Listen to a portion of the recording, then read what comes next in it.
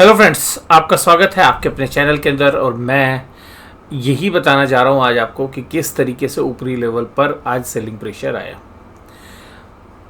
पिछले हफ्ते के दौरान हमने फ्राइडे के लिए एक्सपेक्ट किया था कि एक पुल बैक आएगा, वो आया भी, उसका फुल ऑफ बाइंग भी आ जाई, लेकिन ऊपरी लेवल पर सेलिंग प्रेशर देखने के लिए मिला। आज सिमिलर मूव डाउ जोन्स के अंदर भी है और डाउ जोन्स में तकरीबन 2.25% की तेजी है। उसका इम्पैक्ट हो सकता है कि हमारे लिए भी पॉजिटिव है, लेकिन मुझे ऐसा लगता है कि जैसा आज हुआ, अगर बाज़ार ओपनिंग के बाद थोड़ा सा पॉजिटिव होते हैं तो निफ्टी 16,500 की तरफ बढ़ सकता है।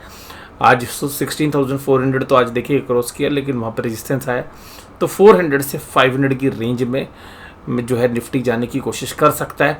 लेकिन ध्यान रखिएगा, कोई सस्टेनेबल अप मूव हमें अभी नहीं लग रहा है।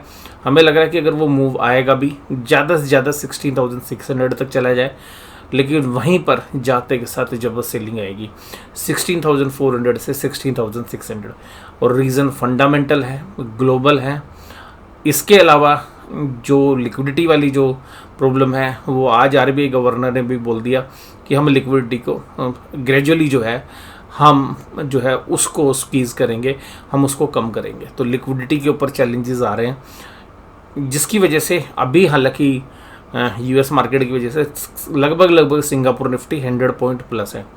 लेकिन ध्यान रखिएगा, ये अभी भी जो तेज़ी बन रही हैं, इससे केवल भ्रमित करने वाली हैं, मिसलीडिंग है। क्योंकि जो क्वार्टरली रिजल्ट्स हैं वहाँ पर एक बात साफ साफ देखने के लिए मिली, जो हमने 3 या 4 महीने पहले ही बता दिया था कि आपको जो रिजल्ट्स हैं वो क्वार्टरली वो चैलेंजिंग मिलेंगे। मोस्टली कंपनीज़ के अंदर जो अदर एक्सपेंसेस की फिगर है वो काफ़ी ज़्यादा महंगाई की चपेट में है। बहुत सारी कंपनीज़ के लिए रॉ मटेरियल की कॉस्ट भी थी और रॉ मटेरियल की कॉस्ट भी जो है बहुत ज़्यादा थी। तो मुझे ऐसा लगता है कि फंडामेंटल्स और टेक्निकल दोनों को जोड़ें। पुलबैक्स आए, अभी हो सकता है कि आएगा कल, लेकिन ध्यान रखिएगा खरीदारी वाले नहीं आएंगे, केवल टेक्निकल अप मूव्स होंगे और वहाँ पर जो बड़े स्मार्ट प्लेयर्स हैं वो उसको सेलिंग के लिए ही यूज़ करेंगे। 16,500 और 600 के बीच में मैंने आपको बोला हुआ है, पिछले मैं 4-5 दिन से बोल रहा हूँ कि इसको एक बार आएगा बाजार चेक करने के लिए। उसकी उम्मीद है हमें, हो सकता है कल आए, परसों आए, 2 दिन में आए, 4 दिन में आए। लेकिन जब भी वो मूव्स आएगा, जब तक 16,600 के ऊपर 2 बार आपको क्लोजिंग ना मिले, कम से कम 2 बार, तब तक कोई अब मूव हम उम्मीद नहीं करेंगे। और उसके चांसेस हमें कम लग रहे हैं, क्योंकि जिस तरीके से आज ऊपरी लेवल पर सेलिंग हुई, ये बात पक्की है कि अभी भी एफआईआई सेलर हैं। और मुझे जो रिस्क लग रहा है वो ये लग रहा है अब कि रिटेलर्स जो है अब थोड़ा सा कॉन्फिडेंस लूज़ करते जा रहे हैं। हालांकि जो प्रो अकाउंट्स हैं वहाँ से कोई ज़्यादा बड़े चैलेंजेस नहीं है।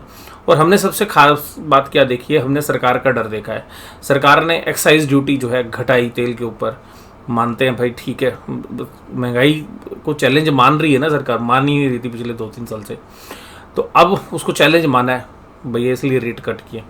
दूसरी बात, आयरन ओर के ऊपर या जो स्टील प्रोडक्ट्स हैं, स्टील के इंटरमीडिएटरीज हैं, वहाँ पे जो कस्टम ड्यूटी जो है, यानी कि जो एक्सपोर्ट ड्यूटी है, वो उसको बढ़ा दिया है। यानी कि इंडिया के जो नेचुरल रिसोर्सेज हैं या जो यहाँ से जो स्टील बन रही है वो बाहर ना जाके इंडिया में ही रहे। तो इसका मतलब क्या, वो स्टील कंपनीज के लिए तो नेगेटिव है, बाकी इकोनॉमी के लिए बढ़िया है। तो सरकार अब जो है महंगाई को रोकने के लिए हर कोशिश जो है कर रही है। इसका मतलब है कि महंगाई सरकार बहुत सीवियरली मान रही है, जिससे कि सरकार के फिस्कल डेफिसिट पे भी असर पड़ेगा, जो क्रूड ऑयल के प्राइस के ऊपर जो ड्यूटी कट की है। आरबीआई ने तो अपना चैलेंज ले लिया था। तो ये सब चीज़ें हमारे को चेता रही है कि चैलेंजेस हैं और हम आंख बंद करके एग्रेसिवली बायर नहीं बन सकते इस समय पर। और जो कंपनीज के रिजल्ट्स हैं उन्होंने भी बता दिया कि चैलेंजेस अभी आने वाले हैं। और ऐसा खतरा लग रहा है हमें कि बाजार 2-3 महीने वाली मंदी की चपेट में ना आ जाए। अगर ऐसा होता है तो स्मॉल कैप और मिड कैप में बहुत बड़े चैलेंजेस मिलेंगे। और आज ब्रॉडर मार्केट में भी आपने देखा कि अच्छी एडवांस डिक्लाइन रेशियो बाद में नेगेटिव हो गई। Infosys, Mahindra and Mahindra, HUL, L&T जैसे शेयर्स ने संभाला। और मारुति सुजुकी ने तो देखिएगा चलना ही था। जो कच्चे तेल के प्राइजेस बढ़ रहे हैं, लेकिन उसके बावजूद अगर सरकार ड्यूटी कट कर रही है तो ऑटो कंपनीज के लिए तो बढ़िया था। और आज स्टील कंपनीज की तो भाई लंका लग गई। लंका लगने का मतलब आप समझते ही हैं कि किस तरीके की गिरावट है। JSW स्टील, टाटा स्टील जो है हमने एंटिसिपेट नहीं किया था भैया ये प्राइस होगा, लेकिन ये इवेंट ये न्यूज़ जो है किसी भी कंपनी के लिए, किसी भी सेक्टर के लिए कभी न्यूज़ आ सकती है। इसीलिए बोला जाता है कि भाई स्टॉप लॉस लगा लो, लेकिन स्टॉप लॉस लगाने तक का मौका टाटा स्टील जो है नहीं देने वाली थी, क्योंकि जब आप गैप डाउन कर जाओगे तो आपके पास कोई चांसेस ही नहीं है। डिवीज लैब, HDFC बैंक और रिलायंस इंडस्ट्रीज ये सब कमजोरी के साथ थे। एडवांस डेक्लाइन देखिएगा 2 बजे के बाद क्या बदली है, सारी तेजी सुहा हो गई। Mahindra and Mahindra, Maruti Suzuki, Hindustan Lever, L&T, Asian Paints, Wipro सब तेजी में थे। JSW steel 13%, Tata steel 12%, Divi's lab 9.45% result थे इसके। ONGC 4.2, हिंडाल्को, अल्ट्राटेक, UPL सब कमजोरी के साथ थे। ITC में भी आज तकरीबन 2% की गिरावट देखने के लिए मिली। निफ्टी बैंक 34247 भाई साहब 34800 के आसपास, ये जो 1:30 बजे के आसपास का मूव था, ऐसा था हमें कि भाई ये पहला रेजिस्टेंस है, अगर ये पार करेगा तो 35,100 क्या पता आज ही चला जाए। बट हम ये निश्चिंत है कि जैसे 35,100 जाएगा तो सेलिंग आ जाएगी, लेकिन 34,800 पर ही आ गई। और अब बाजार के अंदर 33,800 से लेके 34,100 बहुत अच्छा सपोर्ट है, ध्यान रखिएगा। जब तक यहाँ पर है तब तक हम ज़्यादा मंदी नहीं देख रहे हैं। 33,800 के बाद फिर देखिएगा जो 33,100, 33,200 दो बार वहाँ पे बाजार सपोर्ट ले सकते हैं, वहाँ तक जा सकता है। अभी नहीं लग रहा। कल के लिए हमारे को मेजरली जो है 33,800 और 34,100 देखना है। पुल बैक की संभावना बनती है तो 34,800 जो आज का हाई था, अगर इसको तोड़ के बाजार जाता है तो 35,100, 35,200 तक जा सकता है। लेकिन ध्यान रखना 35,100, 35,200 बड़े ट्रेडर्स सेलिंग के लिए यूज़ करेंगे, ना कि बाइंग के लिए। और निचले लेवल्स पर अभी क्योंकि मंथली एक्सपायरी है तो बाजार अगले 2-3 दिन में काफ़ी वोलेटाइल रहेगा। दोनों साइड्स के मूव काफ़ी तेज़ी से आएंगे, क्योंकि बहुत सारे जो बड़े प्लेयर्स हैं उन्होंने शॉर्ट्स पोजीशन बना रखी हैं। अगर वो शॉर्ट्स पोजीशंस कवर नहीं हुई तो एक बार पुल बैक आ सकता है। और कुल मिला के परसों जो है SBI का भी जो है एक्स डिविडेंड होगा, तो तकरीबन 1 से 1.5% का जो डिविडेंड यील्ड SBI का है वो 1.5% का यील्ड तकरीबन 100 से 150 पॉइंट बैंक निफ्टी पर असर डालेगा परसों के दिन। तो वहाँ से जो चैलेंजेस हैं वो भी आप समझेंगे, क्योंकि जो बैंकों के डिविडेंड है उनकी वजह से आपने पहले HDFC बैंक के डिविडेंड की एडजस्टमेंट भी देखी थी इसी महीने। और यहाँ पर 35,100 आए तो भाई साहब सेलिंग के चांसेस हैं। 35,100 के बाद 35,300 के ऊपर कम से कम 5 दिन, अगर मैं 2 दिन भी नहीं बोल रहा, कम से कम 5 दिन, क्योंकि जिसमें डैमेज बहुत ज़्यादा हुआ है, कम से कम 5 दिन अगर 35,300 के ऊपर बाजार रहेगा तभी कोई तेज़ी आप मान सकते हैं। अदरवाइज इस गैप को फिल करने के लिए बाजार आएगा, तुरंत सेलिंग आने की संभावना हमें लगती है। यहाँ पे नीचे कंसोलिडेशन होकर जो है बाजार गया तो इतना कोशिश लगती है हमें, लेकिन उसके बाद तुरंत सेलिंग भी हम एक्सपेक्ट कर रहे हैं। तो अभी भी हमें सेल ऑन राइज की मार्केट लग रही है, ना कि बाय ऑन डिप्स की। और ये मैं आपको देखिएगा पिछले 1-1.5 महीने से बोल रहा हूँ, पुल बैक्स आते रहेंगे बीच बीच में, ये पक्का है। और जब बाजार ओवरसोल्ड होगा फिर पुल बैक आएंगे, और बाजार अभी कंसोलिडेट करके एक बार ऊपर जाने की कोशिश करेगा, फिर सेलिंग आ जाएगी। बट बाजार में कोई जो 2021 वाली तेज़ी है वो हमें नज़र नहीं आ रही है अभी भी। बट ट्रेडिंग एंगल से हमें पुल बैक्स नज़र आते रहेंगे। आज इंटरनेशनली मूड माहौल ठीक है, तो हम एक उम्मीद कर सकते हैं कि एक पुल बैक होगा। आज भी ऊपरी लेवल्स पर हम सेलिंग देख चुके हैं, तो हो सकता है कल फिर उन्हीं ऊपरी लेवल्स को ट्राई करें, हो सकता है उनको तोड़ के ऊपर भी जाने की कोशिश करें, तो 200-300 पॉइंट बैंक निफ्टी में ऊपर जा भी सकता है। 35,100, 35,200 के आसपास का गैप भी है, उसको फिल करने जाए फिर वहाँ पे सेलिंग आ सकती है। Kotak Mahindra bank, ICICI bank, AU small finance bank और PNB और एक्सिस सब तेजी में थे। HDFC बैंक ने निराश किया, आज SBI ने भी निराश किया, बैंक ऑफ बड़ौदा, बंधन बैंक और IDFC फर्स्ट बैंक सब कमजोरी के साथ काम कर रहे थे। इसका मतलब ये नहीं है कि बाजार बिल्कुल तेजी में ही चलेंगे। बाजार में ये भी हो सकता है कि आज की जो क्लोजिंग हुई है वो काफ़ी वीक थी, तो बाजार यहीं पे खुले और इसी के साथ साथ ऊपर और नीचे दोनों के मूव करते रहे।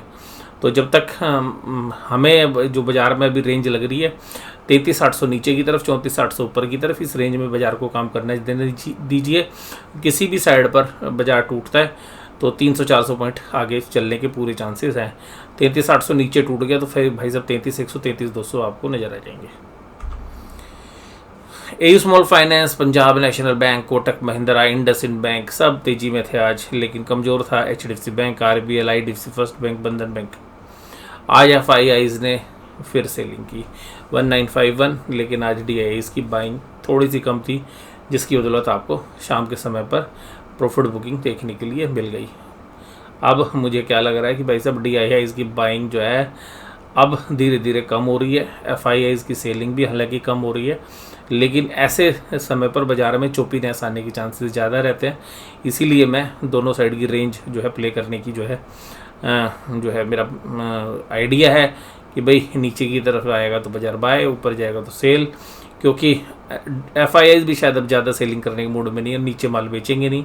DIIs भी बहुत ज़्यादा माल खरीद चुके हैं, तो ये भी शायद ज़्यादा खरीदने के मूड में नहीं है।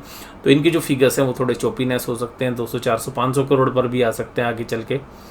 ये फिगर्स जिस तरीके से एग्रेसिव सेल कर रहे थे ये, वो सेलिंग के फिगर्स केवल हायर लेवल पर ही नज़र आएंगे आपको। आज ऑप्शंस के डेटा है नहीं। पुट कॉल रेशियोज में भी अगर हम देखें तो पुट कॉल रेशियो 0.93 पे है बैंक निफ्टी की, और वॉल्यूम के अंदर भी 0.97 है। निफ्टी के अंदर 0.95 है, 0.88 है। तो निफ्टी के अंदर कॉन्फिडेंस नहीं आ रहा है, बैंक निफ्टी में कॉन्फिडेंस नहीं आ रहा है पुट राइटर्स को, तो ये थोड़ा सा आपने क्लोजली देखना। आज की पॉजिटिव न्यूज़ है, डाउ जोन्स अच्छी तेज़ी के साथ काम कर रहा है। अगर ये तेज़ी के साथ काम करता रहा तो आपको एक अच्छा खासा पुल बैक मिल जाए, ऊपर पे सेलिंग है जाएगी। नहीं हुआ, अगर ये दोबारा से नीचे आ गया तो फ्लैट शुरुआत होने की चांसेस हैं, फिर दोनों साइड मूवमेंट आपको मिलनी चाहिए, ये हमें लगता है निफ्टी और बैंक निफ्टी में। फंडामेंटल्स मैं बोल रहा हूँ वीक होते जा रहे हैं। अब देखिएगा ब्रेंट क्रूड 113 चला जाएगा तो हमारे को कहाँ से सांस मिलेगी। ड्यूटी कट हो गई, लेकिन ब्रेंट क्रूड $110 के ऊपर चला गया। ऑप्शन चेन में देखेंगे तो आज कॉल अनवाइंडिंग हो गई 16,300 पे, जब बाज़ार के अंदर जब ऊपरी लेवल्स पर प्रेशर था उसके बावजूद 16,300 की कॉल अनवाइंड हो गई। ये थोड़ी सी चिंता दिखा रही है कि यानी कि बाज़ार में ऊपरी लेवल से गिरावट आई, फिर भी कॉल राइटर्स कॉन्फिडेंस नहीं दिखा पा रहे हैं, और कॉल राइटर्स ने अपनी कॉल थोड़ी ऊपर की तरफ शिफ्ट कर रखी है 16,400। तो ये भी आपको इंडिकेट कर रही है कि बाज़ार भी ये मान के चल रहा है कि एक रेंज में काम चलेगा। इसी तरीके से आप देखेंगे 16,000 पे हाईएस्ट ओपन इंटरेस्ट है। अगर आप पुट साइड में देखेंगे तो 1,54,000, उसके बाद 15,800 जो आपने देखा था पिछले हफ्ते भी काफ़ी अच्छी सपोर्ट यहाँ पे दी थी। तो ये जो है दो अहम लेवल्स हैं नीचे की तरफ के। ऊपरी लेवल पर 16,400 जहाँ आज बाजार ने टेस्ट भी किया था, वो रेजिस्टेंस है 16,300 को शायद आज भी कल भी अगर एक बार जब बाजार पार कर देगा। 16,400 के ऊपर जब तक नहीं टिकेगा तब तक चैलेंज है, और कॉल के अंदर 16,500 पे अच्छा खासा ऊपर इंटरेस्ट है। और मैंने आपको बोला 16,600 के बाद ही जब तक बाजार 2-3 दिन कम से कम ना ट्रेड करें तब तक हम कोई तेज़ी उम्मीद नहीं करेंगे, तब तक हम रेंज ही उम्मीद कर रहे हैं। निचले लेवल तोड़ेंगे 15,800 तो फिर एक भयंकर मंदी आप मान के चलिएगा आ सकती है। 15,800 अगर निफ्टी में टूट गया तो आप अगले महीने के अंदर 15,550 टूटने के बाद अगर टूटा तो आप 15,000 तक के भी लेवल देख पाएंगे, और इवन 14,000 की लाइन भी आपको अगले महीने दिख जाएगी अगर 15,800 ब्रेक होता है। और उसके बाद एक बहुत ही मेजर सपोर्ट है जो 15,550 है, अगर वो टूटती है तो अभी हम उम्मीद करते हैं कि इन लेवल्स को होल्ड करेगा बाजार 15,800 को, और ऐसी भयंकर मंदी हम नहीं देख रहे। इस रेंज में काम करे वो मुझे लगता है सबके लिए ज़्यादा बेहतर है, बुल्स के लिए भी, बियर्स के लिए भी, और जो आम निवेशक है उनके लिए भी, कि उसकी वजह से जो स्मॉल कैप और मिड कैप के जो शेयर्स हैं उनमें थोड़ा बहुत पुल बैक देखने के लिए मिल जाता है अगर बाजार स्टेबल रहते हैं तो। बैंक निफ्टी में देखिएगा 34,500 एक ऐसा लेवल है जिस पर कॉल राइटिंग हुई, और आज ऊपरी लेवल से जब गिरे तो यहीं पर सबसे ज़्यादा कॉल राइटिंग बढ़ी 34,500। पुट राइटिंग कहाँ पर है? पुट राइटिंग थोड़ी बहुत तो देखिएगा यही 34,500 पे है। उसके बाद पुट राइटर्स देखिएगा अनवाइंड पोजीशन करते हुए वो डर गए कहीं पे बाजार टूट ना जाए, तो पुट राइटर्स है नहीं, और पुट राइटर्स जो भी ओपन इंटरेस्ट है 34,500 के बाद वो 34,000 पे 82,000 कॉन्ट्रैक्ट्स के आसपास। तो आज के एनालिसिस में केवल इतना ही। यह एनालिसिस आपको कैसा लगा जरूर से जरूर मुझे कमेंट बॉक्स में बताइएगा। वीडियो देखने के लिए धन्यवाद। Thank you very much.